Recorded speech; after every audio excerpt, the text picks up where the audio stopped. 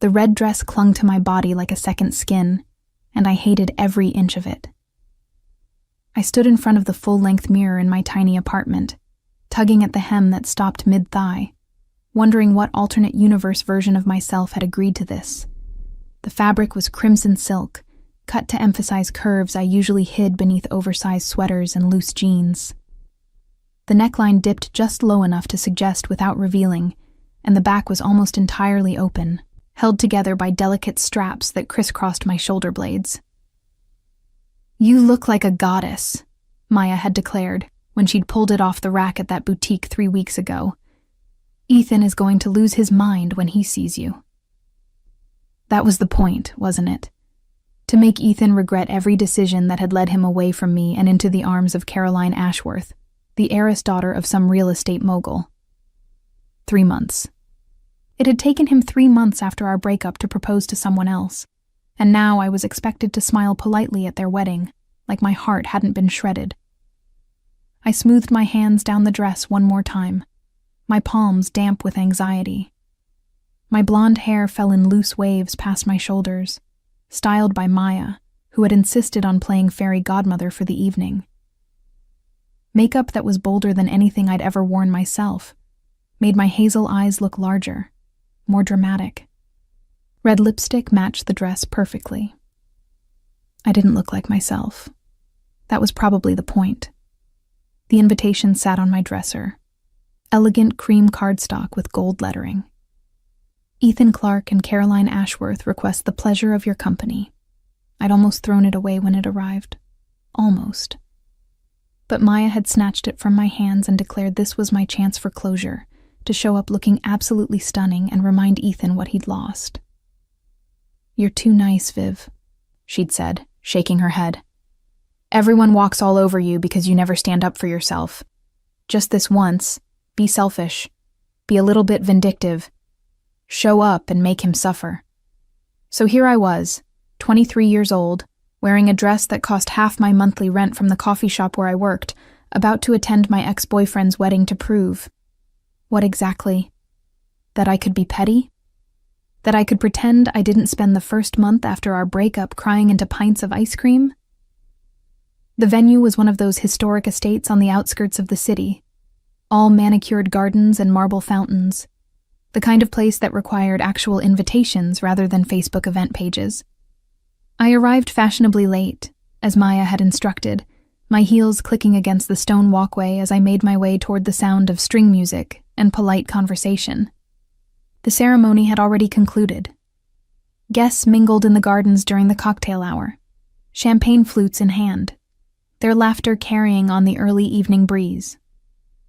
I accepted a glass from a passing waiter more for something to hold than any desire to drink, my stomach too knotted with nerves to consider alcohol. I spotted Ethan almost immediately. He stood near the fountain, Caroline's hand tucked into the crook of his elbow, both of them surrounded by well-wishers. She wore white, of course, an elegant gown that probably cost more than my car. Her dark hair was swept up in an intricate style, a delicate tiara catching the light. She looked perfect. They looked perfect together. My chest tightened, but I forced my expression to remain neutral, pleasant. Sweet Vivian, always smiling, always kind. That's what everyone expected. I hadn't made it 3 steps before someone called my name. "Vivian, oh my God, you came." It was Jessica, one of Ethan's cousins, pulling me into an enthusiastic hug that smelled of expensive perfume and wine. "You look absolutely gorgeous. That dress is insane." "Thank you," I managed, my cheeks warming. "You look beautiful too." Jessica was already half drunk, her words slightly slurred as she linked her arm through mine. "Come on, there are so many people who want to say hi. We've all missed you." She dragged me through the crowd, introducing me to relatives and friends I vaguely remembered from my 2 years with Ethan. Everyone was polite, complimentary about the dress, carefully avoiding any mention of the awkwardness of my presence at my ex's wedding. I smiled until my face hurt, laughed at jokes that weren't funny, and pretended my heart wasn't slowly fragmenting in my chest. Ethan hadn't looked at me once. An hour passed in a blur of forced pleasantries and champagne I didn't drink. The sun began to set, casting everything in shades of gold and amber. Guests started moving toward the reception hall, a stunning glass structure that overlooked the gardens. I should leave, I thought. I'd made my appearance, proved I could be mature about this. There was no point in torturing myself further. But before I could make my escape, I felt it, that prickling awareness of being watched. I turned slowly, scanning the crowd, and that's when I saw him. He stood apart from the other guests, positioned near the garden's edge where shadows from the surrounding trees created pockets of darkness the setting sun couldn't quite reach. Even from a distance, he was arresting. Tall, easily over 6 feet, with dark hair styled in that effortlessly perfect way that suggested both money and careful attention. His suit was charcoal gray, perfectly tailored to emphasize broad shoulders and a lean, powerful build. Everything about him screamed wealth and danger in equal measure. But it was his eyes that held me frozen. Even across the distance, I could feel the intensity of his gaze, dark and assessing, studying me with an interest that made my skin prickle with awareness. I didn't recognize him. I would have remembered someone like that. "That's Damien Moretti," Jessica slurred in my ear, appearing suddenly at my side again. "Total mystery man. Showed up with the Ashworths, but nobody seems to know exactly who invited him. Rumor is he's some kind of international businessman." She giggled. "More like international orgasm, am I right? Look at him." I tore my gaze away, embarrassed to have been caught staring. I should probably go. "What? No, the reception's just starting. Plus, I think Mystery Man over there has been watching you all night." My pulse jumped despite my better judgment. "He has not." "Has too. Every time I've looked over, his eyes are on you. Maybe you'll get a rebound tonight after all." "Jessica, I'm not—" But she was already being pulled away by another cousin, leaving me alone near the entrance to the reception hall. I glanced back toward where the stranger, Damien, had been standing, but he'd disappeared. Relief and disappointment warred in my chest. I was being ridiculous. Men like that didn't notice girls like me, certainly not when I was playing dress-up in borrowed confidence. The reception hall was even more spectacular inside, all crystal chandeliers and floor-to-ceiling windows. Round tables were draped in white linen, centerpieces of roses and orchids perfuming the air. A live band played soft jazz as guests found their seats. I located my name card at a table toward the back, tucked between 2 elderly relatives of Ethan's, who were already deep in conversation and barely acknowledged my arrival. Perfect. I could sit here in relative anonymity, make it through dinner and the speeches, and then slip away before the dancing started. The meal was served in courses, each plate a work of art I barely tasted. Ethan and Caroline sat at the head table, laughing with their wedding party, looking radiantly happy. I stabbed at my salmon and tried not to watch them, tried not to calculate all the small moments that should have been ours. "You're the ex-girlfriend." The voice came from directly behind me, low and accented with something European I couldn't quite place. Italian, maybe. I turned in my seat to find Damien Moretti standing there, 2 champagne flutes in his hands, his expression unreadable. Up close, he was even more devastating. Sharp cheekbones and a strong jaw, a mouth that suggested both cruelty and sensuality. His eyes were dark brown, almost black, and they studied me with an intensity that made me want to simultaneously run and stay frozen in place. What? My voice came out smaller than I intended.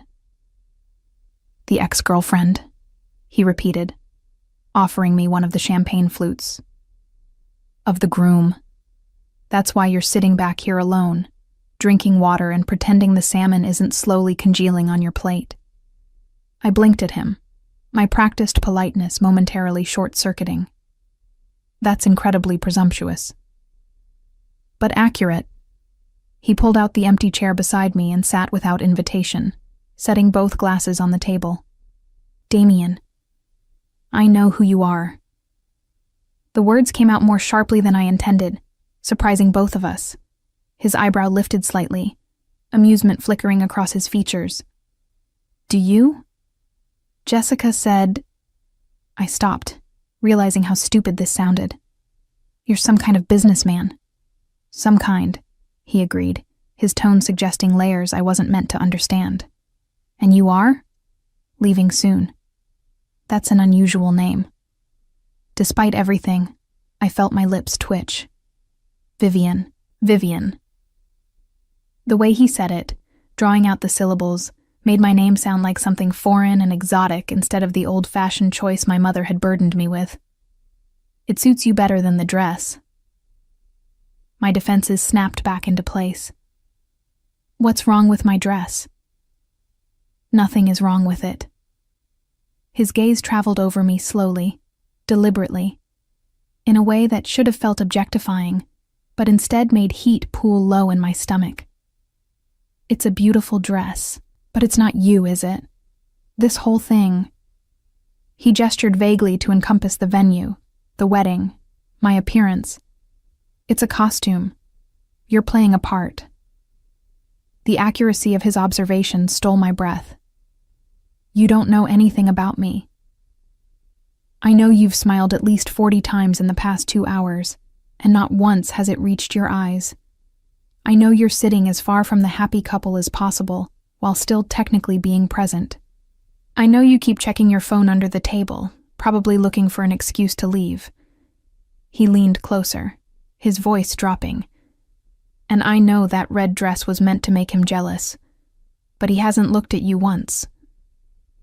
The words hit like a physical blow, all the more painful for their truth. Shame and anger rose in my throat in equal measure. Why are you even talking to me? I demanded, my voice low but fierce. If you're here for the Ashworths, shouldn't you be up there networking, or whatever it is mysterious businessmen do at weddings? Something flickered in his expression. Surprise, maybe, or respect. I've concluded my business for the evening.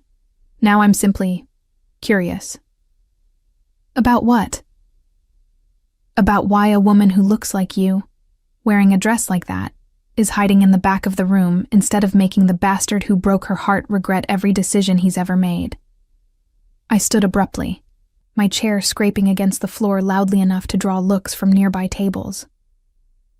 My heart hammered against my ribs, emotions I usually kept carefully locked away threatening to spill over. You don't know what you're talking about. Don't I? He rose with fluid grace, stepping into my space in a way that should have felt threatening, but instead felt magnetic. Tell me I'm wrong, Vivian.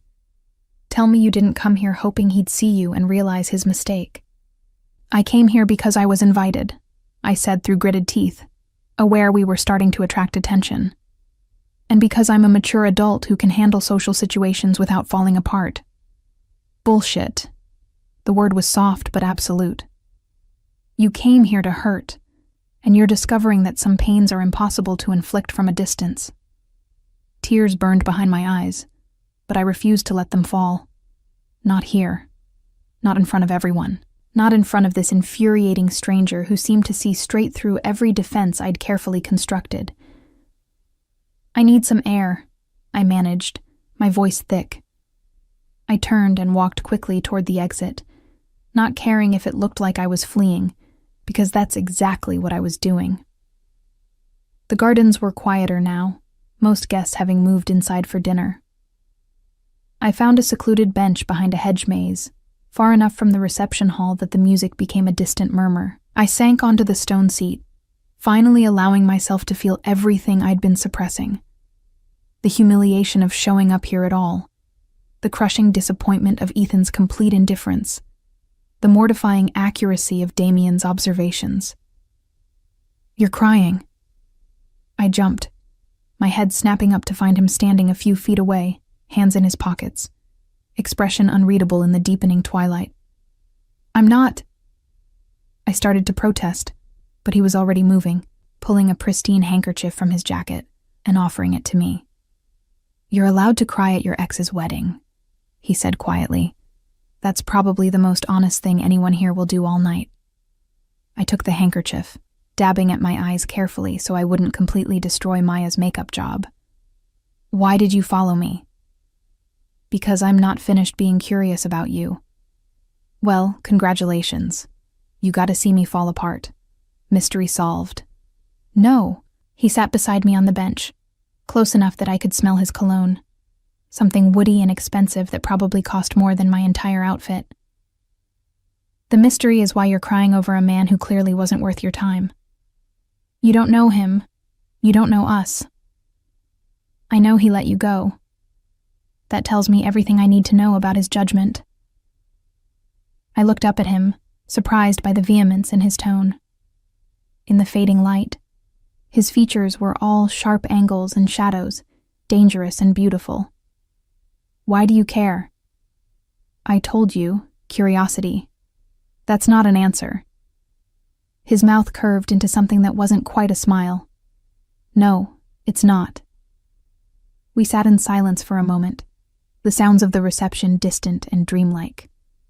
I should stand up, thank him for his unwanted but oddly comforting presence, and call a car to take me home. This whole evening had been a mistake from the moment I'd said yes to the dress. But before I could move, Damien shifted closer, his hand reaching up to tilt my chin toward him. His touch was warm, his fingers calloused in a way that seemed at odds with his obviously expensive lifestyle. "What are you?" I started to ask, but the words died in my throat as he leaned in. The kiss was sudden, unexpected, and completely overwhelming. His mouth was firm against mine, commanding, tasting of champagne and something darker. For a heartbeat, I froze, shocked into immobility. Then something inside me snapped. I shoved him hard, breaking the kiss, scrambling to my feet as fury ignited in my chest. "What the hell is wrong with you?" I demanded, my voice shaking with rage rather than tears now. "You can't just... Who do you think you are?" Damien remained seated, looking up at me with an expression that might have been amusement if it weren't for the intensity burning in his dark eyes. "Someone who wanted to kiss you." "I don't care what you wanted. You don't just grab people and kiss them without permission. That's assault." "You're right." He stood slowly, and despite my anger, I was acutely aware of how much taller he was, how easily he could overpower me if he wanted. But he kept his distance, his hands visible at his sides. "I apologize. That was inappropriate." "Inappropriate?" I let out a slightly hysterical laugh. "That's putting it mildly." "Would it help if I said you're the first person I've ever felt compelled to kiss without asking first?" "No, that doesn't help at all. That makes it worse." "Why?" Because, I sputtered, unable to articulate exactly why his confession made me angrier rather than flattered. "Because I'm not some damsel for you to sweep off her feet. I'm not a game or a curiosity or whatever sick thing this is for you." "I never said you were." "Then what am I?" I challenged, crossing my arms over my chest. "What exactly do you want from me?" Damien studied me for a long moment, his expression impossible to read in the growing darkness. When he finally spoke, his voice was low and absolutely certain. "I'm still figuring that out. But I promise you, Vivienne, I'm going to find out." Before I could respond, before I could tell him exactly where he could shove his promises and his curiosity, he turned and walked away, disappearing back toward the reception hall and leaving me alone in the garden with my racing heart and the taste of him still on my lips. I didn't hear from Damien Moretti for exactly 3 days. 3 days during which I convinced myself the entire encounter had been some fever dream brought on by emotional distress and too much champagne I hadn't actually drunk. 3 days of Maya texting me constantly, demanding details about the wedding I was too embarrassed to provide. 3 days of forcing myself not to Google his name, because that would mean admitting he'd gotten under my skin. On the 4th day, He showed up at the coffee shop where I worked. I was in the middle of the morning rush, steam from the espresso machine making my hair frizz despite the careful bun I'd twisted it into. My apron was already stained with milk and coffee grounds, my smile wearing thin as customer after customer ordered increasingly complicated drinks with the casual entitlement of people who'd never worked a service job in their lives. Grande half-calf soy latte with 2 pumps sugar-free vanilla and extra foam, I called out, sliding the cup across the counter to a woman who immediately frowned at it like I'd personally offended her. This doesn't look like extra foam.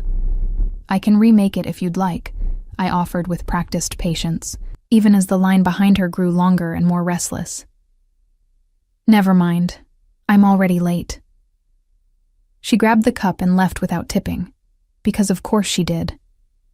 I turned back to the register to take the next order and froze. Damien Moretti stood at the front of the line, looking utterly out of place in his tailored navy suit among the college students in hoodies and stressed office workers in business casual. He was studying the menu board with apparent interest, like he actually needed to consider what to order at a chain coffee shop. "Can I help you?" I asked automatically, my customer service voice masking the sudden spike in my pulse. His eyes met mine, and a slow smile curved his mouth. "Vivian, what a pleasant surprise." "It's not a surprise if you came here on purpose," I said flatly. "No?" He stepped up to the counter, leaning slightly on it in a way that brought him closer to me. "Then perhaps I should say it's pleasant to see you again. What do you want?" "Coffee." His tone suggested we were discussing something far more intimate than beverages. "What would you recommend?" I bit back the urge to recommend he leave. "Professional," I reminded myself. "Be professional. The house blend is popular, or if you want something stronger, the dark roast." "I'll take whatever you're having." "I don't drink coffee." His eyebrow rose. "You work in a coffee shop but don't drink coffee?" "The smell makes me nauseous," I admitted before I could stop myself, then immediately regretted it. That was too personal, too much information for someone who'd kissed me without permission, and then disappeared for 3 days. Something flickered in his expression. Understanding, maybe, or calculation. "Then I'll take the dark roast. Black." Of course he took it black. Of course. I rang him up, my fingers fumbling slightly on the register keys, which he definitely noticed. When I told him the total, he handed me his credit card without looking at the amount. The name embossed on it read, Damien A. Moretti, and the card itself was black metal, the kind banks only issued to people with obscene amounts of wealth. "I'll have that right out for you," I said, passing the card back to him and refusing to meet his eyes. "Vivian, your coffee will be ready at the end of the counter." I was already turning to the next customer, but his voice stopped me. "I'd like to apologize again, properly this time." The woman behind him in line made an impatient noise. I could feel everyone watching us, including my manager who was shooting me pointed looks from the back. "You already apologized," I said quietly. "And I have a line. Have dinner with me." The words hung in the air between us, drawing raised eyebrows from the nearby customers who were definitely eavesdropping. "No. Why not?" "Because I don't have dinner with men who assault me in gardens." His jaw tightened almost imperceptibly. I apologized for that. Apologies don't erase actions. I was aware my voice had lost its customer service sweetness, but I couldn't help it. "You crossed a line." "I know, which is why I'm asking for a chance to make it right." "By taking me to dinner?" "That's your idea of making it right?" "It's a start." The woman behind him groaned audibly. "Can you guys have your lovers' quarrel somewhere else? Some of us have jobs to get to." Heat flooded my cheeks. I'm not. I looked at Damien, who was watching me with barely concealed amusement. "Order your coffee or move aside." He didn't move. "One dinner, that's all I'm asking." And I'm saying no. "Why?" "Because I don't know you. Because you kissed me without asking. Because you're clearly insane if you think showing up at my workplace and asking me out in front of everyone is an appropriate way to apologize. Would you have preferred I showed up at your apartment? A chill ran down my spine. You don't know where I live. His silence was answer enough. The woman behind him had given up and moved to the other register. Other customers were doing the same, shooting us annoyed glances. My manager was definitely going to write me up for this. You need to leave, I said, my voice shaking slightly. Now. Damien studied me for a long moment, then nodded. I'll wait for my coffee at the end of the counter, as instructed. He moved aside, and I turned to help the next customer with hands that trembled. Through the entire interaction, I was aware of his presence, of his eyes on me as I worked. When I finally called out his drink, he collected it without another word. But as he turned to leave, he placed something on the counter beside the register. A business card. Heavy cardstock with minimal text. Damien A. Moretti and a phone number. Nothing else. I should have thrown it away immediately. Instead, I found myself slipping it into my apron pocket before my manager could see. He came back the next day, and the day after that. Always at different times. Mid-morning one day, late afternoon the next, evening once when I was closing. Always ordering the same thing. Dark roast. Black. Always leaving a tip so generous it made my coworkers shoot me curious glances. Always looking at me like I was the most fascinating thing he'd encountered in years.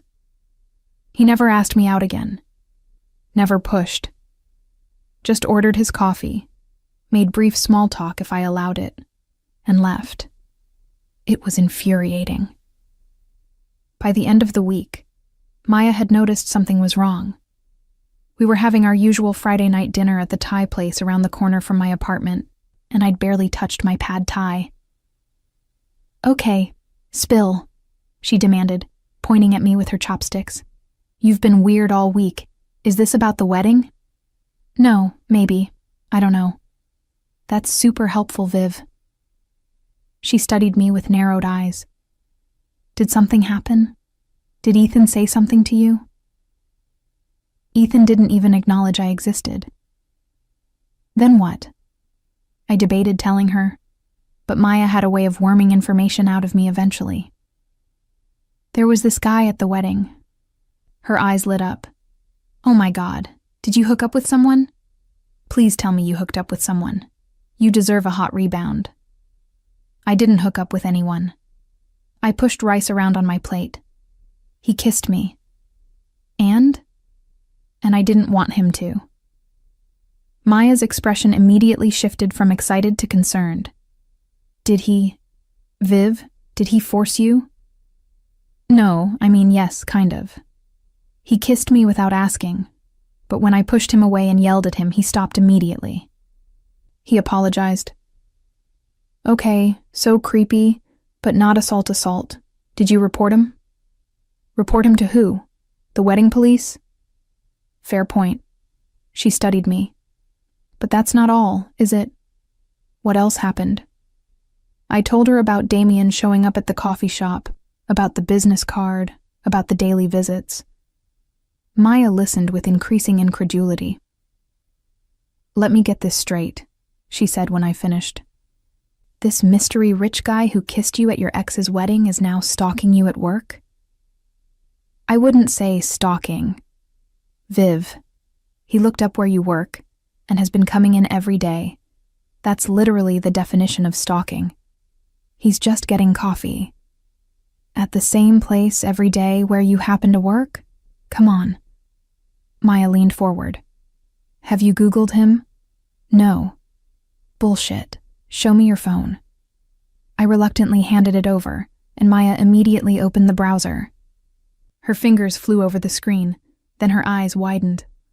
Holy shit. What? She turned the phone around to show me a news article. Moretti Industries expands into Asian markets. The photo showed Damien in a perfectly tailored suit, shaking hands with what looked like a government official. Moretti Industries. Maya read aloud. One of the largest privately held corporations in Europe, with holdings in real estate, shipping, and private security. She scrolled down. Private security. That's code for something sketchy, right? That doesn't mean anything. There's more. She kept scrolling. Look at this. Allegations of money laundering that were dismissed. Links to organized crime that were never proven. Viv, this guy isn't just some businessman. He's like Mafia or something. My stomach dropped. That's ridiculous. The Mafia isn't real. Tell that to the 3 different investigative journalists who've written about the Moretti family. She kept reading. His father was Antonio Moretti, who died 5 years ago under suspicious circumstances. Damien took over the family business at 26. I snatched the phone back, staring at the photo of Damien. He looked the same, expensive suit, commanding presence. But now I saw it differently. The hardness around his eyes. The way he stood like violence was always an option, just not one he'd chosen yet. This is insane, I muttered. Insane is him showing up at your work every day when you've clearly told him no. Maya reached across the table to grip my hand. Viv, you need to be careful. This isn't some guy who's just really into you. This is someone who's used to getting what he wants, and who has the money and power to make that happen. He hasn't done anything threatening. Yet. Maya's expression was serious. Promise me you'll be careful. Don't go anywhere alone with him. Keep your phone charged. Tell someone if he does anything that makes you uncomfortable. I promise. But even as I said it, I couldn't stop thinking about the way Damien had looked at me in the garden, like I was a puzzle he was determined to solve. About the way his kiss had felt. Wrong and unwanted, yes, but also electric in a way that scared me. 3 days later, he showed up at my gym. I noticed him on the treadmill across the cardio section, running at an easy pace that suggested he could maintain it for hours. He wore athletic clothes that were somehow just as expensive looking as his suits, and several women were shooting him interested glances that he completely ignored. Because he was watching me. I pretended not to notice, increasing the speed on my elliptical until my heart hammered and sweat dripped down my spine. When I finally stopped and headed for the locker room, I felt his eyes follow me the entire way. He was waiting by the exit when I emerged, my gym bag slung over my shoulder, my hair still damp from the shower. This is getting ridiculous, I said before he could speak. Is it? He fell into step beside me as I walked toward the parking lot. I'm simply exercising at a gym I belong to. You belong to this gym? Since when? Since yesterday. I stopped walking, turning to face him. You joined my gym? I needed a gym in this neighborhood. This one had good reviews. I don't believe you. His mouth curved into that almost smile. Smart girl. Stop following me. I'm not following you. We just happen to keep ending up in the same places. Because you're making it happen. A couple walking past us shot us curious glances. Damien noticed and took my elbow gently, guiding me toward a quieter section of the parking lot. I should have pulled away, but his touch was surprisingly gentle, almost careful. Listen to me carefully, Vivian, he said once we were alone. I'm not trying to frighten you. I'm not trying to force you into anything, but I can't seem to stop thinking about you, and I don't know what to do about that. Try thinking about someone else. I've tried. It's not working. That sounds like a personal problem. It is. He released my elbow, running a hand through his hair in a gesture that seemed genuinely frustrated. I don't usually have to work this hard to get someone's attention. Maybe that's the problem. Maybe you're so used to getting what you want that you don't know how to handle someone saying no. Maybe. He studied me intently. Or maybe I've never wanted something, someone enough to work for it before. I'm not a thing to be obtained. I know that. His voice dropped lower. That's part of what makes you so compelling. We stood there in the parking lot, the evening air cool against my overheated skin, and I searched his face for any sign of insincerity. But all I saw was that same intensity, that focus that made me feel like the only person in the world. "One coffee," I heard myself say, surprising us both. Not dinner, not a date, just coffee in a public place during daylight hours. His expression transformed, that almost smile becoming something genuine and devastating. "When?" "Tomorrow, 2:00, the coffee shop where I work." "Your workplace? That seems like mixing business and pleasure." "It's my day off, and it's public, busy, and safe." I met his eyes steadily. "Take it or leave it." "I'll take it." I turned to walk toward my car, then paused and looked back. "And Damien? If you show up anywhere else I regularly go, my apartment building, my usual grocery store, any of it, the coffee is off and I'm filing a restraining order." He nodded slowly. "Understood." As I drove home, my hands shaking slightly on the steering wheel, I wondered what the hell I'd just agreed to. Coffee with a man who might be involved in organized crime, who'd kissed me without permission, who'd been essentially stalking me for 2 weeks. But I also remembered the way he'd apologized, the way he'd respected my space in the garden once I'd pushed him away. The fact that despite his obvious resources and power, he'd never once tried to force me into anything, just persistently, maddeningly, shown up. Maybe I was insane. Maybe this was the worst decision I'd ever made. Or maybe, just maybe, I was finally allowing myself to be selfish, to want something that wasn't safe or sensible or sweet. Tomorrow at 2:00, I would find out. Damien arrived at exactly 2 p.m. I'd gotten there 30 minutes early, securing a table by the window where I could watch the street, my phone positioned prominently on the table next to my untouched latte. Maya had insisted on knowing exactly where I'd be, what time, and had made me promise to text her every 30 minutes so she'd know I was safe. "If I don't hear from you, I'm calling the police," she'd said that morning, only half joking. "It's coffee, not a kidnapping." With a guy who's potentially in the Mafia? Same thing. Now, watching Damien walk toward the entrance, I wondered if she'd been right to worry. He wore dark jeans and a black sweater that somehow looked more expensive than most people's formal wear, his stride confident as he scanned the interior. When his eyes found mine, that small smile appeared, the one I was beginning to recognize, that suggested he found everything about this situation amusing.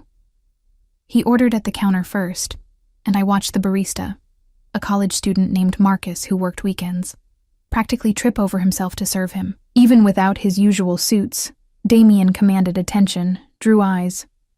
It wasn't just his looks, though those were undeniable. It was something else, some quality that made people unconsciously step aside, defer to him. Power, I realized. That's what people recognized. The unmistakable aura of someone accustomed to being obeyed. "Thank you for meeting me," he said as he approached the table, his own coffee in hand. "May I?" I gestured to the chair across from me. "You paid for a month of gym membership just to see me exercise. I figured I owed you at least one conversation."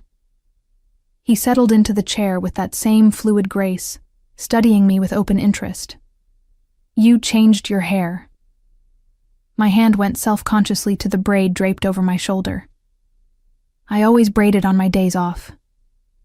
"It suits you. More relaxed than the bun you wear for work. Do you analyze everything about people, or am I just special?" "You're special." He said it like it was a simple fact, not flattery. Though I do tend to notice details, yes. It saved my life more than once. The casual mention of life-threatening situations should have alarmed me. Instead, I found myself leaning forward slightly. "Is that what you do? Your business involves danger?" "Sometimes." He took a sip of his coffee, his eyes never leaving mine. "But we're here to talk about you, not me." "Why?" "Because you're far more interesting." I laughed, the sound more bitter than I intended. I work in a coffee shop and live in a tiny apartment with a roommate. I went to community college because I couldn't afford anything else. My idea of the exciting Friday night is Thai food and bad reality TV. There's literally nothing interesting about me. You're wrong. His voice was quiet, but absolute. You walked into your ex-boyfriend's wedding wearing a dress designed to break hearts, and when he ignored you, you didn't make a scene or cry or do any of the dramatic things people do when they're hurt. You got angry instead. I cried in the garden. After I followed you and pushed you. Before that, you were furious. I saw it in your eyes during our conversation. He leaned forward, mirroring my posture. Sweet, kind Vivian. That's what Jessica called you, what everyone seems to think. But in that garden, you weren't sweet. You were fire. My pulse quickened. You don't know me well enough to make those judgments. Then let me know you better. That's what this is for, isn't it? I wrapped both hands around my latte cup, needing something to do with my nervous energy. Fine. What do you want to know? Everything. Start with why you were with Ethan in the first place. The question caught me off guard. That's a weird thing to ask on a first. I caught myself. On a first coffee. Is it? You wore a dress to his wedding specifically to make him notice you. That suggests either you're still in love with him, or you never properly dealt with why you broke up. We didn't break up. He broke up with me. The words came out more defensive than I intended. 3 months before he proposed to Caroline. And you still don't know why? I shook my head, looking down at my coffee. He said he needed to focus on his career, that he wasn't ready for the level of commitment I wanted. Then, 3 months later, he's engaged to someone else. Did you love him? I thought I did. I met Damien's eyes. But now I wonder if I just love the idea of him, of being in a stable relationship with someone who seemed to have his life figured out. Security. What? You loved the security he represented. The promise of a life that was predictable and safe. Damien's expression was unreadable. There's nothing wrong with that. Isn't there? Shouldn't love be more than just wanting stability? Most people's version of love is wanting something. Wanting to feel safe, wanting to be desired, wanting to not be alone. Pure, selfless love is rarer than people pretend. The cynicism in his voice surprised me. You sound like you don't believe in it at all. I believe in loyalty. I believe in trust. I believe in choosing someone and standing by that choice even when it's difficult. He paused. But love in the romantic sense? The kind poets write about? I think that's often just people projecting their fantasies onto someone convenient. That's incredibly depressing. Is it? Or is it honest? I studied him.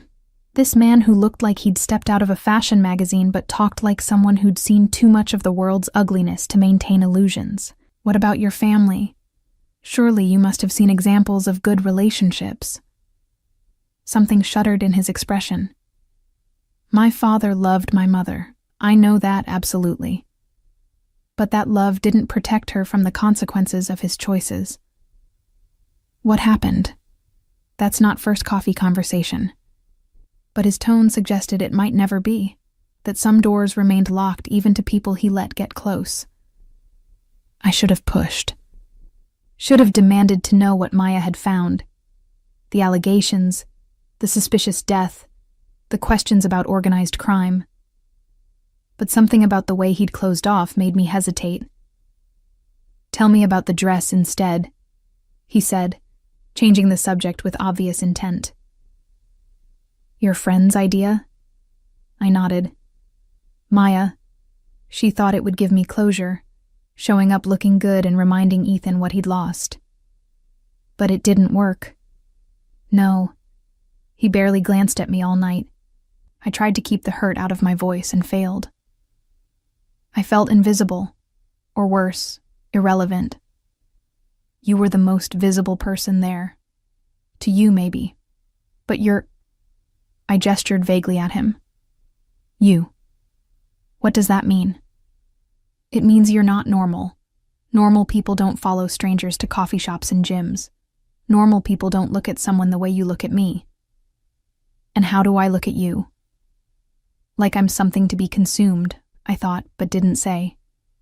Like I'm a puzzle you're trying to solve. Close. He leaned back in his chair, that almost smile returning.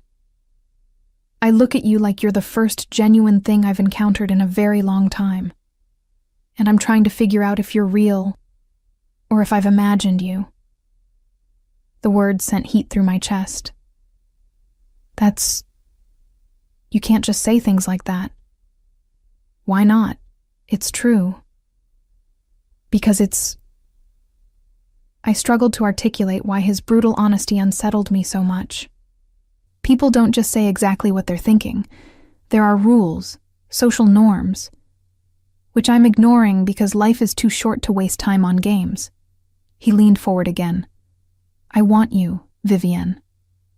I've wanted you since I saw you standing alone at that wedding, radiating hurt and fury in equal measure. I wanted you when you slapped me in the garden. I wanted you every single day I came to your work, hoping you'd finally say yes to coffee. And I want you right now, sitting across from me, looking at me like I'm insane, but also like you're not entirely opposed to my particular brand of insanity. My mouth had gone dry. I'm not asking you to be. I'm just being honest about what I want. You can decide what you want on your own timeline. And if I never want the same thing, then I'll have wasted a gym membership and consumed far too much mediocre coffee. His tone was light, but his eyes were serious. But I'll respect your choice. We sat in silence for a moment, the sounds of the coffee shop surrounding us, the hiss of the espresso machine, the murmur of conversation, acoustic music playing softly through speakers. Normal sounds in a normal place, belying the completely abnormal conversation we were having. I need to know something, I said finally. The truth. Ask. Are you in the Mafia? Damien didn't react with surprise or denial. He simply took a sip of his coffee, set down the cup, and met my eyes steadily. Define Mafia. You know what I mean. Organized crime. Illegal operations. The stuff that gets people killed. My businesses are legitimate. I pay my taxes. I employ thousands of people across multiple countries, and I ensure they're compensated fairly for their work. He paused. But I also operate in spaces that exist in gray areas. I provide services that technically legal enterprises won't touch. I have relationships with people who would be considered criminals by most definitions. And yes, violence is occasionally necessary to protect what's mine. The honesty stole my breath. You're admitting it. I'm being honest, which is what you asked for. His expression didn't change. Does that frighten you? Yes. Good. You should be frightened. My world isn't safe or kind or predictable. Then why are you pursuing me? Why drag someone like me into that? Because you're not part of that world. You're separate from it, untouched by it. When I'm with you, I'm not thinking about shipping routes or political connections or which rival family is making moves into my territory. I'm just thinking about you. His voice dropped lower. And that's something I haven't experienced in longer than I can remember. I should have run. Should have grabbed my phone and walked out and never looked back. But instead, I found myself asking, what happens if I say yes to another coffee date? Then we have another coffee date, and maybe eventually dinner, and maybe eventually more than that, if you decide you want it. And if your world follows you into mine, I won't let it.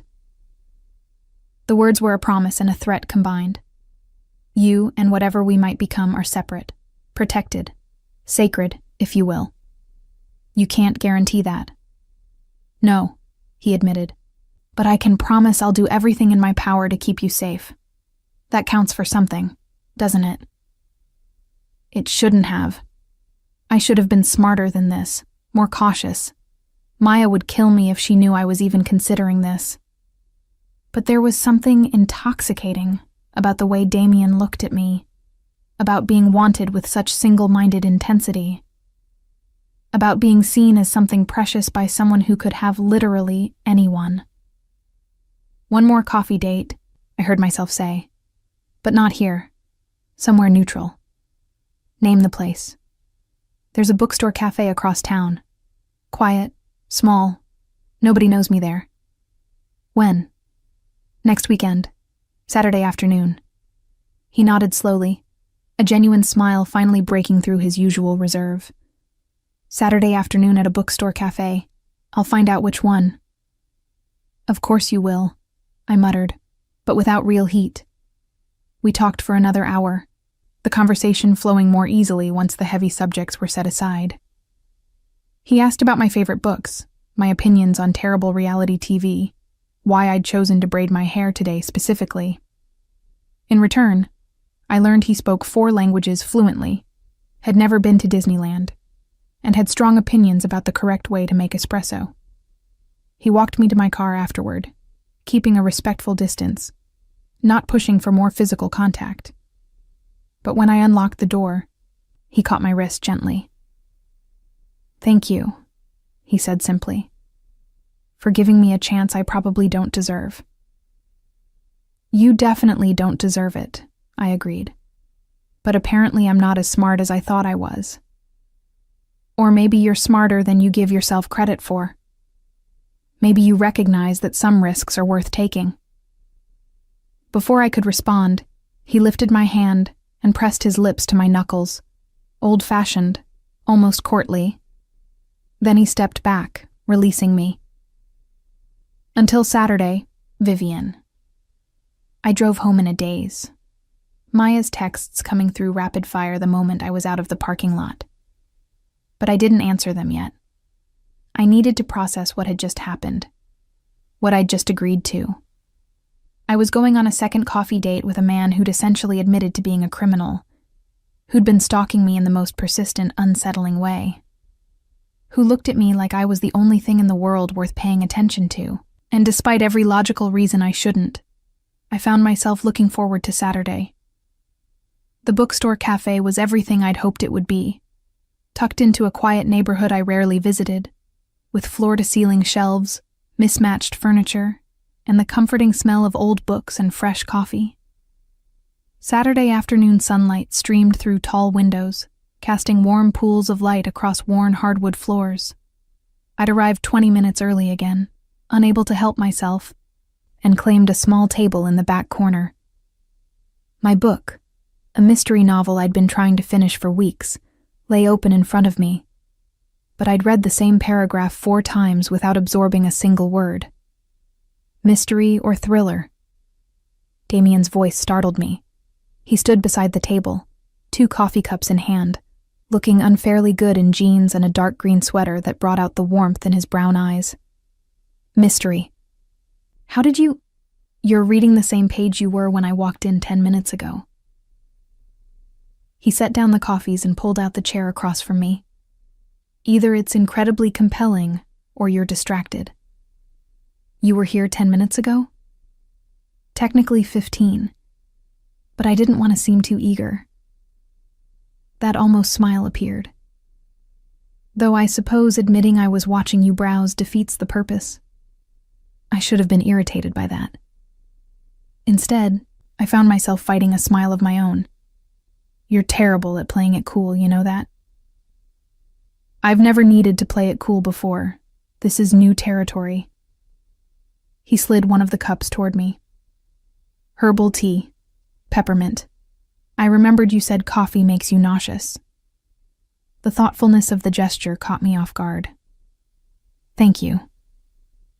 You're welcome. He settled back in his chair, and for a moment we just looked at each other, the air between us charged with possibility and uncertainty. So, I said finally, wrapping my hands around the warm cup. Tell me something nobody else knows about you. That's a dangerous question. You wanted to get to know each other better. This is how people do that. Damien considered this, his fingers tapping a slow rhythm against his own cup. I wanted to be a teacher when I was young. History. I loved the way the past informed the present, how understanding where we came from could help predict where we might go. The admission surprised me. What happened? My father died, and I inherited responsibilities that didn't leave room for those kinds of dreams. His voice was matter of fact, but I heard the thread of regret woven through it. You can't be a history teacher when you're running an organization that operates across 4 continents. Do you ever wish things had been different? Wishing is pointless. I play the hand I was dealt and do the best I can with it. He met my eyes. Your turn. Tell me something nobody knows about you. I hesitated, then decided to match his honesty. I'm pregnant. The words hung in the air between us. Damien's expression didn't change, but something shifted in his posture, a stillness that suggested complete attention. How far along? 12 weeks, just past the first trimester. Ethan's? I nodded, shame washing over me. We were together for 2 years. I thought we had a future. I found out 3 weeks after he left me. Does he know? No. And I'm not planning to tell him. I looked down at my tea. He made it clear he didn't want commitment. I'm not going to force him into being a father just because the condom failed. That's remarkably generous considering he abandoned you. It's not generous, it's practical. I don't want my child growing up with a father who resents their existence. The words came out more bitter than I intended. I've seen what that does to kids. Damien was quiet for a long moment, his dark eyes studying me with that unnerving intensity. Is that why you're being careful with me? Because you're protecting not just yourself, but your child? That's part of it, yes. I met his gaze steadily. I don't have the luxury of being reckless anymore. Every choice I make affects another life now. Which is why you should run from me as fast as possible. Probably. And yet you're here. And yet I'm here, I echoed, not entirely sure why that was true. Damien leaned forward, his voice dropping lower. I need you to understand something, Vivian. If we do this, if you decide you want more than coffee dates with me, I'm not going to be a casual thing. I don't do casual. I don't do halfway. When I commit to something, to someone, it's absolute. My heart hammered against my ribs. That sounds intense. It is, but you should know what you're getting into before you make any decisions. What about the baby? I forced myself to ask. That doesn't scare you off? Should it? Most men would run, especially men like you who could have anyone they want. His expression softened imperceptibly. Most men are fools who don't recognize something valuable when it's right in front of them. Your child doesn't scare me. If anything, it makes you more compelling. How? Because it means you understand what it is to protect something at all costs, to put someone else's well-being above your own wants. He paused. That's a quality I respect. We talked for 3 hours after that, the afternoon fading into evening, as we covered everything from favorite childhood memories to strong opinions about terrible movie sequels. The conversation flowed easily, interrupted only by occasional trips to get more tea or browse the bookshelves together. I learned Damien had a sister who'd died when he was 19, that he'd taught himself to cook after his mother passed, that he collected first-edition books but rarely had time to read them. He learned I'd wanted to be a nurse but couldn't afford the schooling, that I was terrified of heights but loved thunderstorms, that I had a secret addiction to true crime podcasts. Your turn, he said as we stood browsing the mystery section, our shoulders almost touching. Worst date you've ever been on. I laughed. There was this guy in college who took me to his grandmother's house for our first date. That doesn't sound terrible. She spent the entire evening showing me his baby pictures and asking when we were going to give her great-grandchildren. On the first date. Damien's laugh was genuine, transforming his usually serious face. Fair enough. Though in his defense, that's a strategic move. Get the family approval early. Is that what you're doing? Getting approval early? I don't need anyone's approval. He pulled a book from the shelf, examining the cover. But if I were introducing you to people who mattered to me, I'd make sure they understood you were important. The casual way he said it, you were important, made my breath catch. We've known each other less than a month. Time is relative. I've known people for years who've never mattered, and I've known you a few weeks and can't seem to stop thinking about you. He replaced the book and turned to face me fully. Does that scare you? Yes. Good. It should. He reached out, tucking a loose strand of hair behind my ear in a gesture that felt impossibly intimate. Because I'm about to make it worse. How? I want to take you to dinner. A real date, not coffee in neutral territory. Somewhere nice where I can see you in another beautiful dress and spend hours learning everything else there is to know about you. Damien, before you say no, know that I'm aware of the complications. I know you're pregnant. I know you're cautious. I know my world is dangerous, and you have more than yourself to protect now. His hand remained near my face, not quite touching, but close enough that I could feel the warmth of his skin. But I also know that I'm not going to stop wanting this. Wanting you, regardless of how many logical reasons there are to walk away. This is insane. Completely. I should say no. You should. But I'm not going to, I heard myself say, surprising both of us. His smile was slow and devastating. When? Next Friday, 7 o'clock. And Damien, pick somewhere quiet. I don't do well with crowds. Noted. He lowered his hand, but his eyes remained intense. I'll send a car for you. I can drive myself. You could, but you won't have to. Before I could argue, he added, My driver is security vetted. I'm not putting you in a car with just anyone. The reminder of his world, of danger and security and the need to be cautious, should have made me reconsider. Instead, I found it strangely reassuring. Whatever else Damien was, he took protection seriously. We walked back to my car as the sun set, painting the sky in shades of orange and pink. He didn't try to kiss me, didn't push for more physical contact. But the way he watched me, the focus in his gaze, felt more intimate than a touch.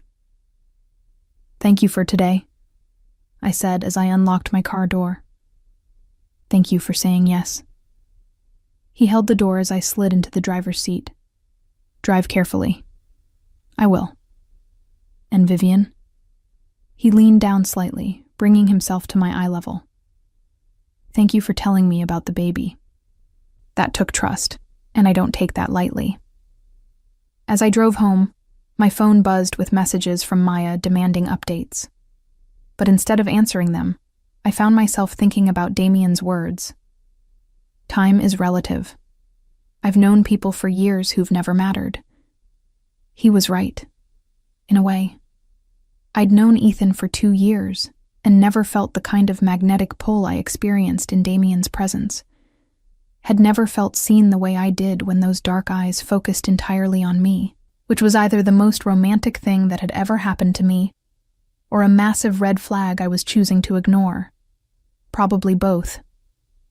When I finally texted Maya back, I kept it simple. I'm in trouble. Her response came immediately. Good trouble or bad trouble. I stared at my phone, thinking about next Friday's dinner date, about the way Damien looked at me like I was something precious, about how I was letting a potentially dangerous man into my life when I was supposed to be focused on preparing for motherhood. Not sure yet, I typed back. But I don't think I can stop now. The dress Damien sent arrived Thursday afternoon. I'd come home from my morning shift at the coffee shop to find a large black box sitting outside my apartment door, tied with silver ribbon and embossed with the name of a designer boutique I'd only ever walked past with my nose pressed to the window. A small card rested on top in thick cream cardstock, Damien's handwriting bold and precise. For tomorrow. D. Maya, who'd come over to help me pick out something appropriate for the date, let out a low whistle when I opened the box. Inside, nestled in tissue paper, was a deep emerald green dress that looked like liquid silk. "Holy shit," she breathed, reaching out to touch the fabric. "Viv, this is Valentino. Do you know how much this costs?" "I don't want to know. Several $1,000s, at least." She lifted it carefully from the box. "Try it on." "I'm not keeping it. I'm going to wear something from my own closet." "Don't be stupid. You're going to dinner with a billionaire who sent you designer clothes. You wear the dress. It feels like, I don't know, like he's buying me or something." Maya leveled me with a look. "He's courting you. There's a difference. Now try on the damn dress before I do." The dress fit perfectly, which should have been impossible since Damien had never seen me in anything but work clothes and casual outfits. But somehow he'd gotten my measurements exactly right. The silk draped over my small baby bump in a way that was flattering without being obvious, the color bringing out the green flecks in my hazel eyes. "You look like a princess," Maya said softly. "A really hot, slightly dangerous princess." I studied my reflection, barely recognizing myself. This is crazy, right? All of this? Completely insane. She came to stand beside me. But also kind of amazing? When's the last time a guy made this kind of effort for you? Never. Exactly. Ethan never once sent you flowers or planned a surprise or made you feel special. This guy, criminal background and stalker tendencies aside, is clearly obsessed with you. That's not necessarily a good thing. No, but it's not necessarily bad either. She squeezed my shoulder. "Just be careful, okay? Keep your phone on you. Text me every hour. And for God's sake, don't go anywhere private with him until you're absolutely sure you trust him." The Blacktown car arrived at exactly 7 on Friday evening.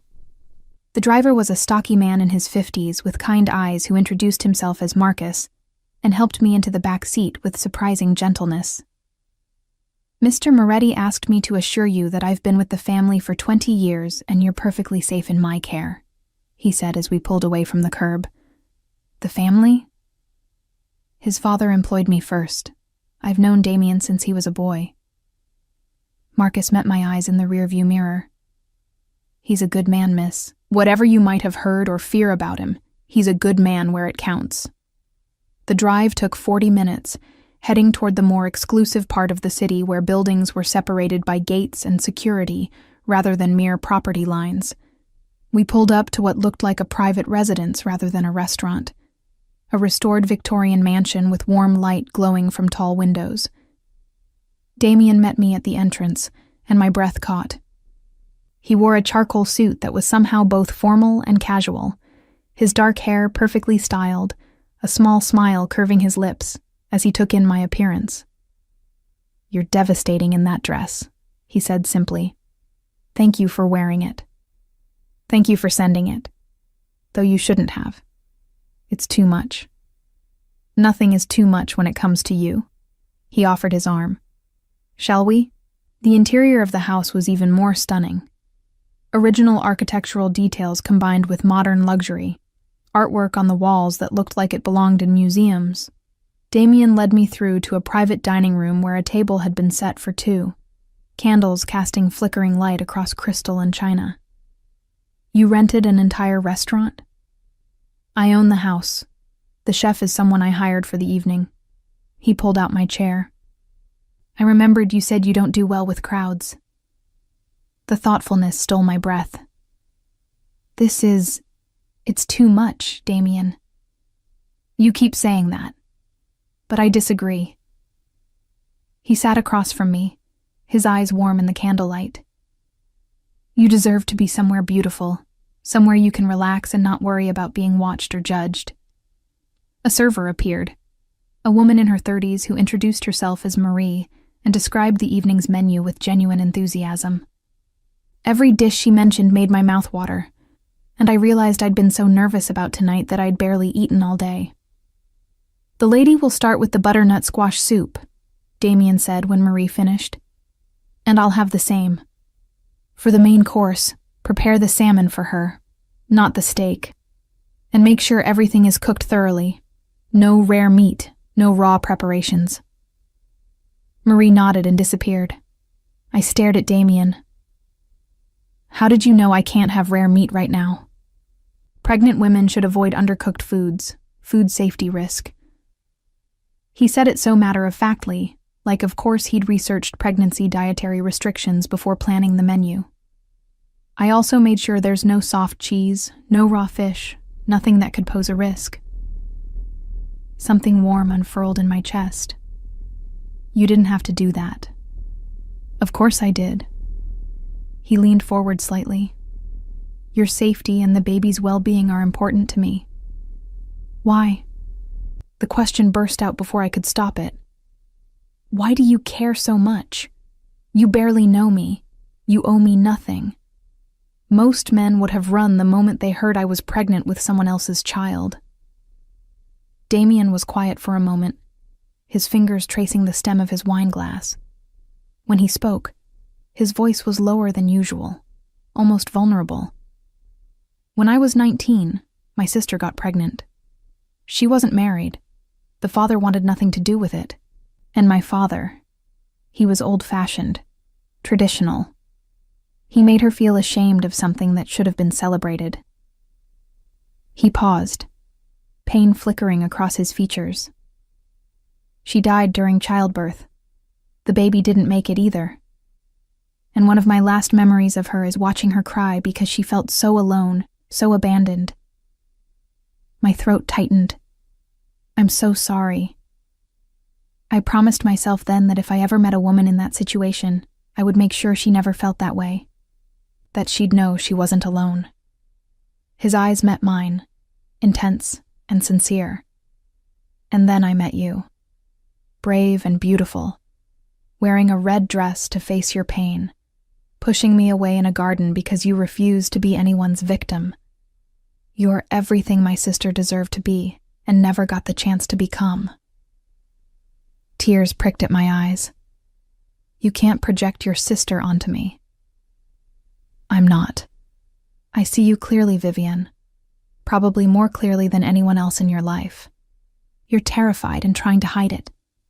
You're grieving a relationship that should have been more than it was.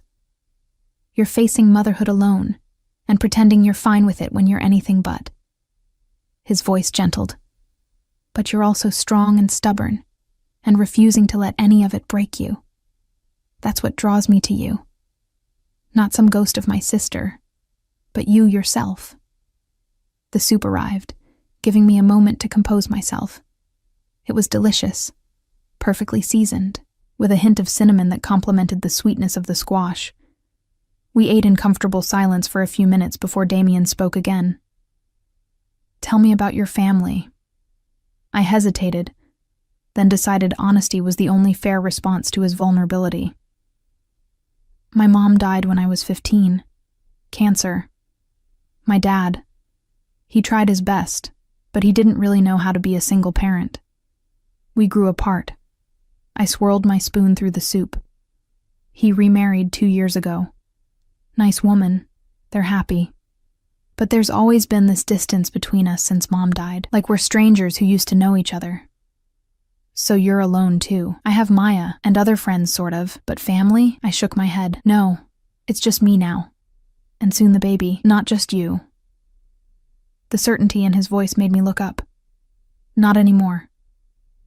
"Damien, you can't just... We've known each other a few weeks.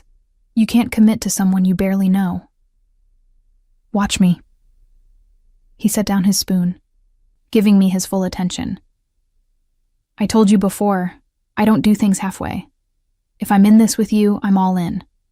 That includes the baby. That includes figuring out how to blend my world with yours, without destroying what makes you who you are. Your world, I repeated, thinking about the research Maya had done, about the allegations and questions. We should probably talk about that. What do you want to know? Everything. I deserve to know what I might be walking into. Damien nodded slowly, as if he'd been expecting this. My father built an empire that straddles the line between legitimate business and organized crime. Import-export on paper, but with connections and operations that extend into gray areas most people prefer not to think about. He held my gaze steadily. When he died, I inherited that empire. I've spent the past 5 years trying to legitimize as much as possible, moving money into legal ventures, cutting ties with the most dangerous associates, building a front that can withstand scrutiny. But some connections can't be severed. Some deals were made that I'm still honoring. And some enemies my father made are now my enemies too, whether I want them or not. Are you in danger? Always. He said it so simply, like commenting on the weather. But I'm careful. I have good security, and I don't take unnecessary risks. Except with me. A ghost of a smile touched his lips. Except with you. Though I don't consider you a risk. More like an opportunity. For what? For something normal. Something real. Something that isn't about power or money, or maintaining the empire. His voice dropped lower. You make me want to be better, Vivian. To deserve the way you look at me. The main course arrived. Perfectly prepared salmon for me, steak for him. We ate and talked about lighter things, books we'd both read, places we wanted to travel, whether pineapple belonged on pizza. I said yes. He said absolutely not. We agreed to disagree. But underneath the surface conversation, I felt the weight of everything unsaid. The danger he lived with. The impossibility of what we were attempting. The fact that in a few months, I'd be a mother, and involving myself with someone like him meant potentially exposing my child to risks I couldn't fully comprehend. You're overthinking, Damien observed as dessert was served, a chocolate torte that looked almost too pretty to eat. How do you know? You get this little crease between your eyebrows when you're worried about something. He reached across the table, his finger gently smoothing the spot he'd mentioned. The touch was brief, but electric. Talk to me. I don't know if I can do this, I admitted quietly. Not because I don't want to, but because I don't know if it's fair. To the baby, I mean. Bringing them into a situation that might be dangerous. Would it help if I told you that I'd die before I let anything happen to either of you? That's not reassuring. That's you admitting there might be something to happen. He sat back, considering this. You're right. I can't promise you safety, not absolutely. But I can promise you that if you choose to be with me, you'll have resources and protection you've never had before. You'll never have to worry about rent or medical bills or any of the practical concerns that keep you up at night. Your child will have the best of everything. Education, opportunities, security. That sounds like you're trying to buy me. I'm trying to give you options. There's a difference. His expression was serious. I know what it's like to struggle, Vivian. My father came from nothing. He built everything we have from scratch, and it cost him pieces of his soul along the way. I don't want that for you. I don't want you working yourself to exhaustion at a coffee shop, worrying about how you'll afford diapers and daycare. But in exchange, I'd be tying myself to someone whose father was probably a mob boss and who admits he operates in gray areas I don't fully understand. Yes. He didn't try to sugarcoat it. That's the trade. Comfort and security in exchange for accepting that my world has darkness in it. I pushed the chocolate torte around my plate, appetite gone. I need time to think about this. Take all the time you need. But know this. My offer doesn't come with an expiration date. Whether you decide tomorrow or 3 months from now, or after the baby is born, my answer will be the same. I want you in my life, Vivian, however that looks, whatever shape it takes. We finished dessert in silence, the weight of the conversation settling between us. When Marie cleared the plates and asked if we wanted coffee, I shook my head. I was suddenly exhausted, emotionally wrung out from the intensity of the evening. I should get home, I said quietly. Damien nodded, standing and offering his hand to help me up. Marcus will drive you. Thank you for dinner. It was beautiful. Thank you for coming. He walked me to the entrance where Marcus was already waiting with the car. But before I could step outside, Damien caught my hand, his thumb brushing over my knuckles. Vivian, whatever you decide, know that tonight mattered to me. You matter to me. I looked up at him, at this powerful, dangerous man who looked at me like I was something precious, and felt something shift in my chest. Fear, yes, but also hope. And maybe, just maybe, the beginning of something that could be called love. You matter to me too, I admitted. That's what scares me. Good. He lifted my hand to his lips, pressing a kiss to my palm. Fear means it's real. On the drive home, I stared out the window at the passing city lights and tried to organize my thoughts. Everything logical said I should end this now. Damien himself had said his world was dangerous. I had a baby to think about, a future to protect. But I also thought about the way he'd researched pregnancy dietary restrictions, about the dress that fit perfectly, about the vulnerability in his eyes when he'd talked about his sister, about the way he made me feel seen and valued and important for the first time in longer than I could remember. Maybe some risks were worth taking. Maybe some people were worth the danger they brought with them. Or maybe I was just a fool falling for the wrong man at exactly the wrong time. I'd have months to figure out which one was true. The text came 3 weeks later, at 2:17 in the morning. I jolted awake, my hand instinctively going to my growing belly, a habit I'd developed as the pregnancy became more obvious. My phone screen glowed in the darkness, Damien's name appearing with a message that made my blood run cold. Someone knows about you. Pack a bag. I'm sending Marcus. I was still staring at the text when my apartment buzzer sounded, insistent and urgent. Through the peephole, I saw Marcus's familiar form, his usually calm face tight with tension. Miss Vivian, we need to go, now. What's happening? I'll explain in the car, please. Mr. Moretti was very clear about the timeline. Something in his voice made me move. I grabbed my purse, threw on the jacket hanging by the door, and followed him into the hallway. Maya's apartment was dark. She was visiting her parents this weekend, which now seemed like a blessing. The drive to Damien's house took 20 minutes that felt like hours. Marcus explained in terse sentences. A rival family had discovered I existed, had connected me to Damien, saw me as leverage. There had been surveillance, questions asked in places I frequented. Damien had people watching the watchers, which was how he'd learned about it before anything happened. How bad is it? I asked, my hand still pressed protectively over my stomach. Bad enough that Mr. Moretti is considering options he swore he'd never use again. Marcus met my eyes in the rearview mirror. He cares about you very much, Miss Vivian. I've known him since he was a boy, and I've never seen him like this.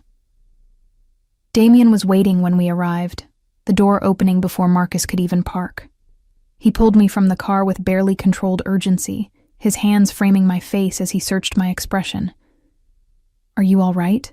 Did anyone follow you? Did you notice anything unusual in the past few days?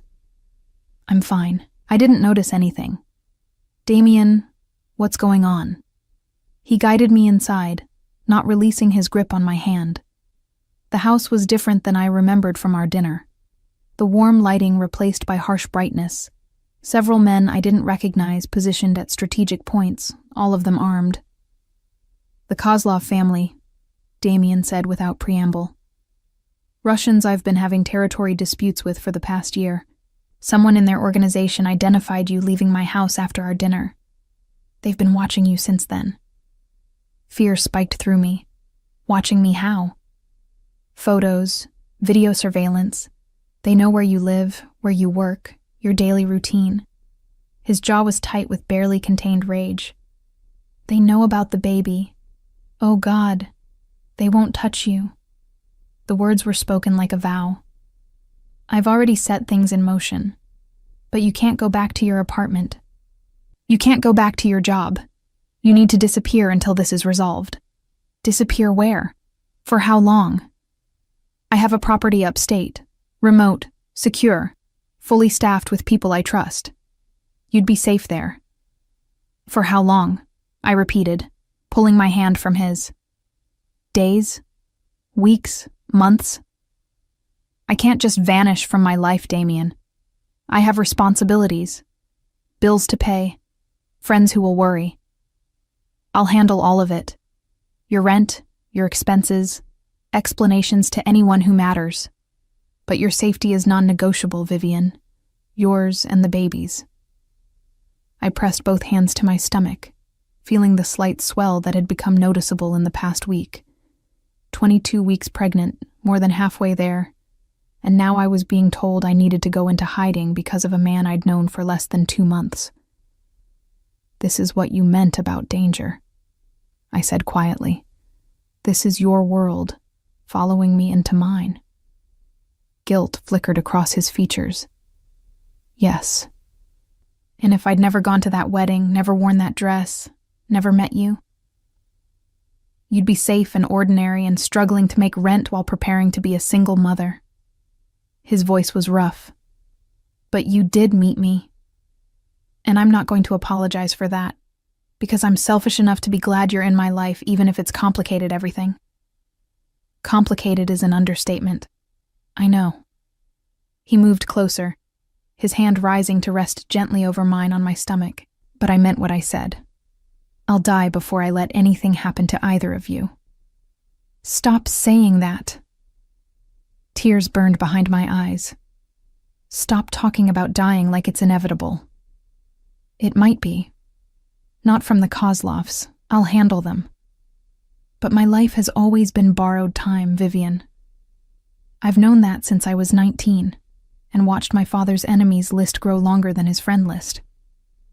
Every day I wake up is a gift, and I'm not going to waste it pretending I'm in a safe profession. One of the armed men approached, murmuring something in Italian too low for me to catch. Damien's expression hardened, and he nodded once. "The car's ready," he said to me. "We need to leave now. I haven't agreed to go.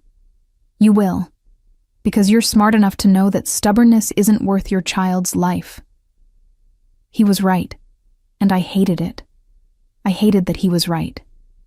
Hated that my choice was between hiding in some secure location or potentially putting my baby at risk. Hated that falling for him had brought me here. Fine, but I'm calling Maya to tell her. Absolutely not. Damien cut me off. The fewer people who know where you are, the safer you'll be. That includes your best friend. She'll be worried sick. I'll have someone reach out to her. A mutual friend who'll explain you had to leave town for family reasons. She'll be fine. Vivian, you need to trust me. Trust. That was the crux of it all, wasn't it? I was being asked to trust this man with my life, with my unborn child's life, when I'd known him for such a short time. To trust that his protection was worth the danger it brought. To trust that whatever he did to handle the Kozlovs wouldn't make me complicit in violence I'd spent my life avoiding. But what choice did I have? I couldn't go back to my apartment, couldn't resume my normal life with the knowledge that dangerous men were watching, waiting for an opportunity to use me as leverage. The baby inside me deserved better than a mother too stubborn to accept help when it was offered. "Okay," I said finally. I'll go. But Damien, I need a promise from you. Anything. Whatever you do to these people, I don't want to know about it. I don't want details. I just want it handled. Something complicated passed across his face. Respect, maybe, or regret. You have my word. The safe house was exactly what he'd described. Remote, secure, and beautiful in a way that felt almost surreal. 3 hours north of the city, nestled in forest that seemed to stretch endlessly in all directions. The house itself was modern but warm, with floor-to-ceiling windows that overlooked a private lake.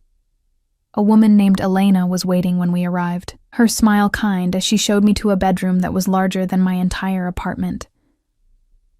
Anything you need, you just ask, she said. Mr. Moretti has made sure we have everything. And he had. The closet held clothes in my size, including maternity wear I hadn't even thought about needing yet.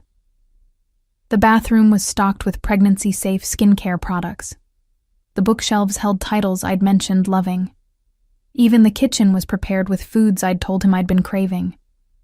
You thought of everything, I said when we were alone again. Damien's security team positioned strategically around the property but giving us privacy. I try. He moved to the window, looking out at the darkening forest. I'm sorry it came to this. Are you?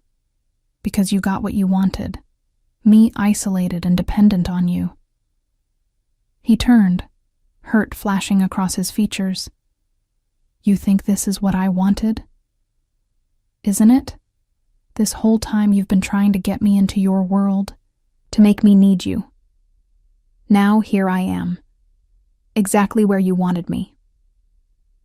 What I wanted was for you to choose me freely, not because circumstances forced your hand. His voice was low, controlled. I wanted you to decide you could love a man like me, despite his flaws. Not be trapped into accepting my protection because the alternative was danger. The word love hung in the air between us. We'd danced around it for weeks, implied it without saying it, but hearing it spoken directly made it real. I can't love you right now, I said, my voice breaking. I'm too angry and scared and overwhelmed. But I think I was falling. Before tonight made it complicated. Something vulnerable appeared in his expression.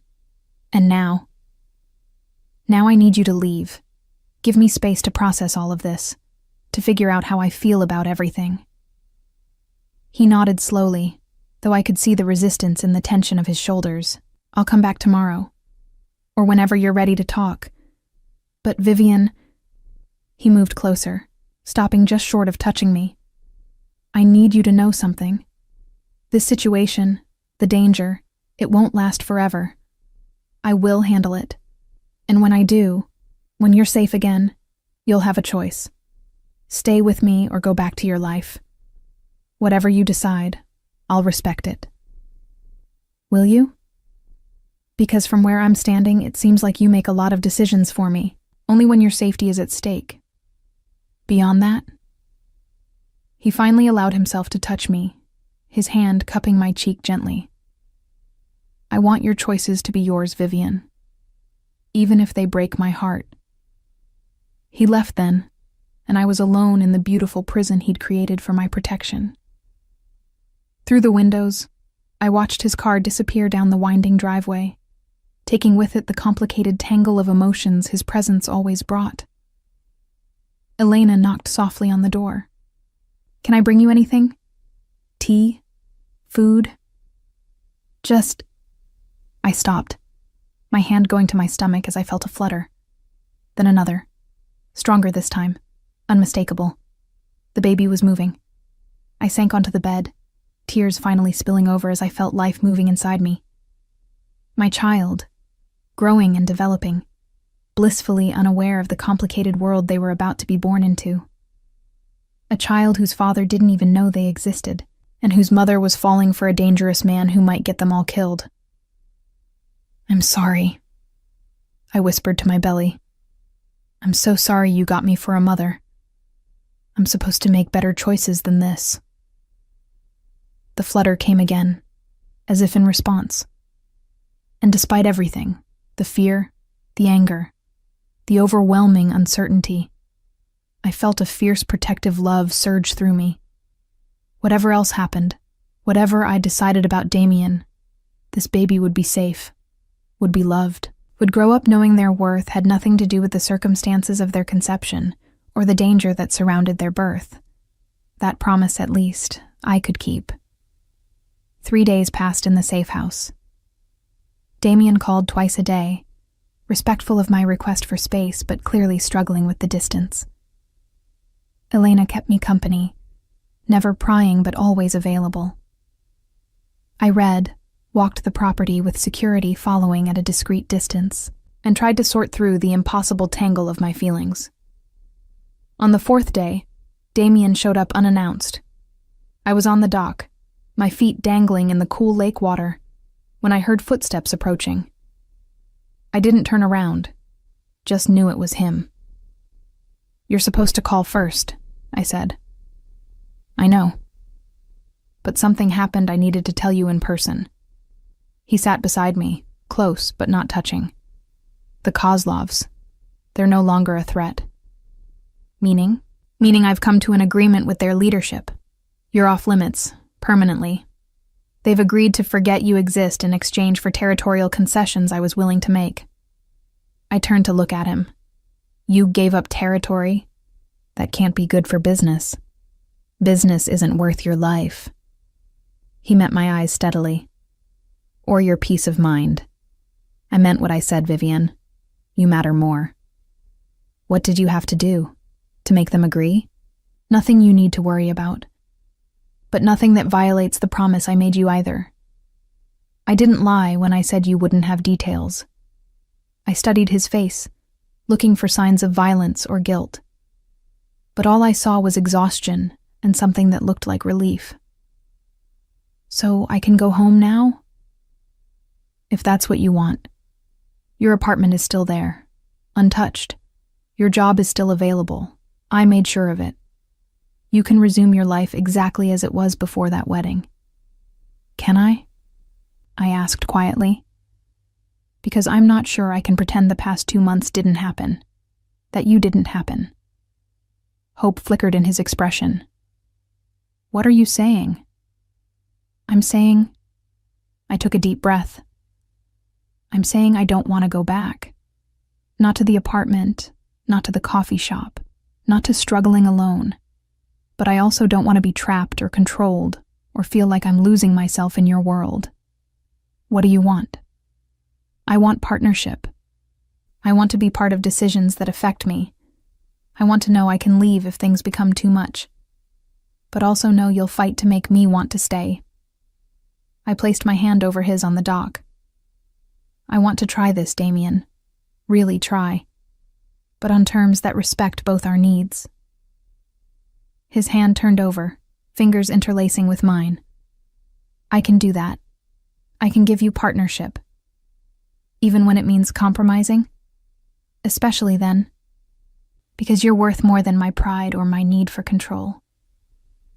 I leaned against his shoulder, feeling the solid warmth of him, and thought about the baby growing inside me.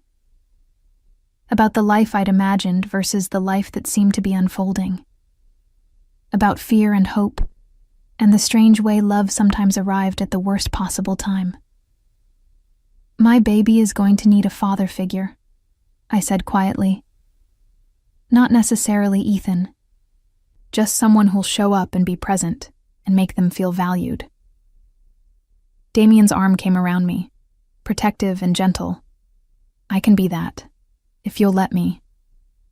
"You'd really do that? Raise another man's child?" "I'd be raising your child. That's all that matters." He pressed a kiss to my temple.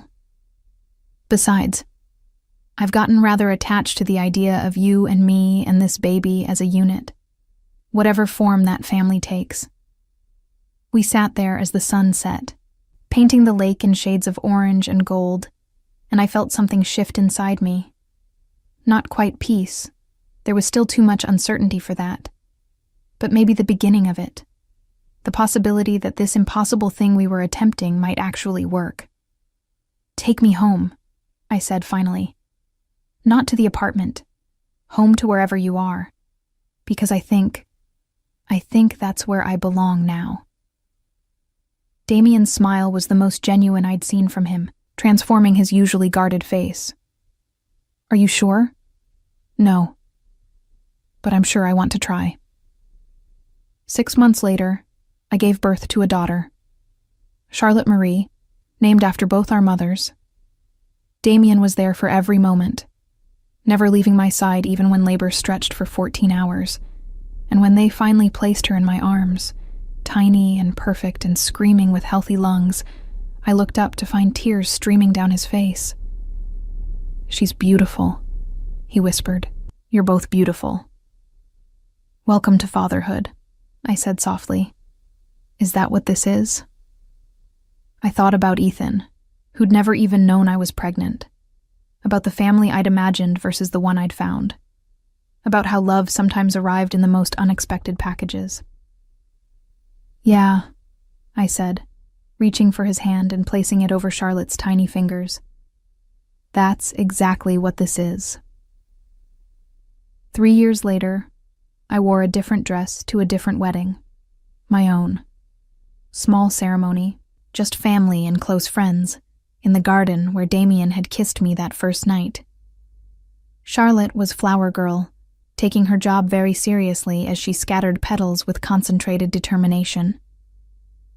"You know," I said to Damien as we danced at the reception, "if someone had told me that night at Ethan's wedding that I'd end up here, I would have called them insane." "What changed?" I looked up at him, at this man who'd pursued me relentlessly, protected me fiercely, and loved me, and my daughter, without reservation. I stopped being afraid of what could go wrong, and started focusing on what was going right. And what's the verdict? I smiled, thinking about Charlotte asleep in Maya's arms at a nearby table, about the life we'd built together, complicated and imperfect, but undeniably ours, about how the worst night of my life had somehow led to the best. Verdict is, sometimes the best things happen when you wear the wrong dress to the wrong wedding and catch the right person's attention. Damien's laugh was warm against my ear. "Remind me to send Ethan a thank you card." "Don't you dare." "Too late. Already did." At my shocked expression, he grinned. "I thanked him for being stupid enough to let you go. Seemed like the decent thing to do. I should have been mortified. Instead, I found myself laughing, really laughing, the kind that came from deep in the chest and left you breathless. Because that was the thing about Damien.